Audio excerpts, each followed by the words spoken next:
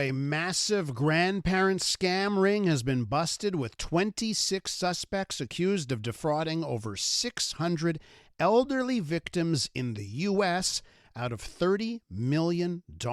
At the heart of the operation was a Montreal man posing as a real estate investor. The network ran like a corporation, complete with meetings, spreadsheets, and performance bonuses. Victims were tricked into believing their grandchildren were in legal trouble and needed bail money. U.S. authorities, with help from the Sûreté du Québec, raided 3 fraudulent call centers in June, with many of the suspects now facing extradition and up to 40 years in prison. Let's go now to Vincent Larouche. He's a journalist and head investigations over at Presse and did a plethora of stories on this last week. Vincent, welcome to the program.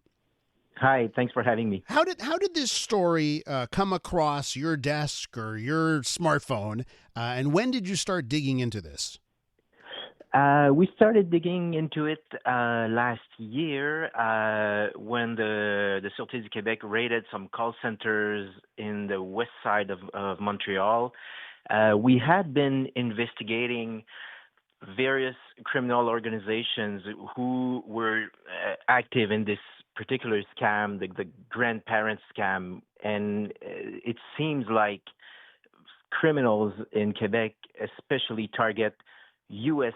seniors with that particular scheme. So we had seen it before, but what was interesting with this particular organization was the level of sophistication, the level of organization that they demonstrated. They were not just doing it on the corner of a table, very in a low key way. They were doing it like a multinational corporation, very organized, like you said, spreadsheets, revenue and expenses spreadsheets, profit charts, performance bonuses, management meetings. People had to work 5 days a week in order to get their bonus.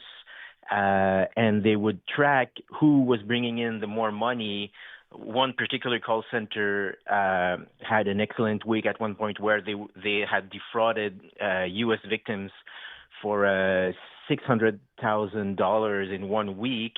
And this particular call center was celebrated and brought as an example for the other call centers to try to be more productive. So that was really characteristic of this organization and maybe of the leader of this organization, which you mentioned, Mr. West. So what should we know about the leader of this organization, the person behind all this? Yes, well, it's very interesting because he was super active on social media, posing as a very successful real estate entrepreneur. He was giving advice, which, when you look at it from at this point, it seems obvious that maybe his real estate wasn't the real source of his fortune, but he was giving out advice like, you have to remember that slow and steady growth is better than fast and risky growth. He was handing out very common sense financial advice to would-be entrepreneurs. And he was flaunting all this money that he had, and he claimed that he had made it in real estate by buying properties in areas that would be up and coming, that would maybe see some development in the future. He had a keen eye to spot them, invest in it before the value was raised. However, what we saw was that many of his properties were actually used as call centers to steal money from U.S. elders, and he was putting his accomplices in them, and that's how he was bringing in money. Now he's on the run. He was not caught with the other suspects. Police are actively looking for him. He had been active or trying to get into the Ontario real estate market in the last years. So they're looking in Ontario, they're looking in Quebec, they're looking also outside of Canada, and nobody has heard of him for the last months. We're with Vincent Larouche from Presse, journalist and head of investigations over there, talking about a massive grandparent scam ring that's just been busted. How did the authorities catch up to this scam group? What led to the downfall here? That's very interesting because it was a close cooperation between U.S. authorities and the police here in Quebec. And it all started because the victims, they were told maybe their kid or their grandkid had been arrested. They needed to post some bail money to help him get out of jail. And the criminals would send someone to pick up an envelope with the cash in it. And at one point, one victim in Vermont was taking a walk a few days after handing out an envelope with the cash to one of the suspects. And he saw the empty envelope on the ground while taking a walk in his neighborhood. And he realized that he had been the victim of a scam. Wow. Picked up the envelope, gave it to U.S. police. The investigators over there managed to find a fingerprint on the envelope, and it matched with one guy who had previously been arrested in a fraud case elsewhere in the U.S. They were able to arrest him again. He started talking because he was facing a massive sentence. He started giving information on all his accomplices. Then the U.S. authorities got in contact with Sûreté du Québec here. They infiltrated the organization. They started even working as money couriers. So they would deliver the money that was picked up from victims in the U.S.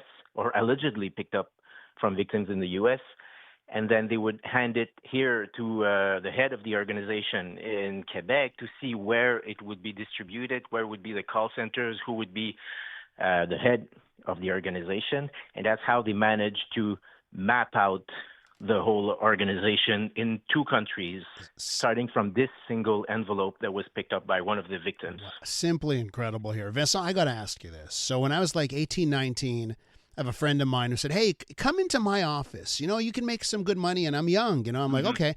So, and this is now 2 decades ago, right? More than 2 decades ago. So I go into this office, and I spent the morning there. I spent a couple hours, and then lunch rolls around, and I was like, this is a scam. This is illegal, and I get the heck out of there. This is 2 decades ago. I have to ask you, is there something about Montreal, about Quebec, that is conducive to scams operating out of here? That's a good question. However, from what investigators are telling us, these scams are also popular in the U.S. and elsewhere. The particularity here is that we're close to the U.S. People speak the same language and are able to give a credible story while talking to a U.S. victim from the safety of having a border between them and maybe complicating law enforcement work. So scammers here will feel confident to target victims in the U.S., but scammers in the U.S. will feel confident maybe targeting people in some other country, and scammers in Spanish-speaking countries will target Spanish-speaking victims in another jurisdiction. So what they're telling us is we have a particular trade here or skill set that helps criminals target U.S. victims, but people in other countries are targeting victims in other specific areas too. So it's not that we're more active in fraud or crime, it's that we have access to this U.S. market, and criminals in other countries have access to other potential victims. Vincent, listen, tremendous work at La Presse. I know you and Danielle Renaud doing the heavy lifting on that series. I want to thank you so much for coming on and talking to our listeners this morning. Well, thanks to you, and don't hesitate anytime. Absolutely. Thanks so much. That's Vincent Larouche right there from La Presse.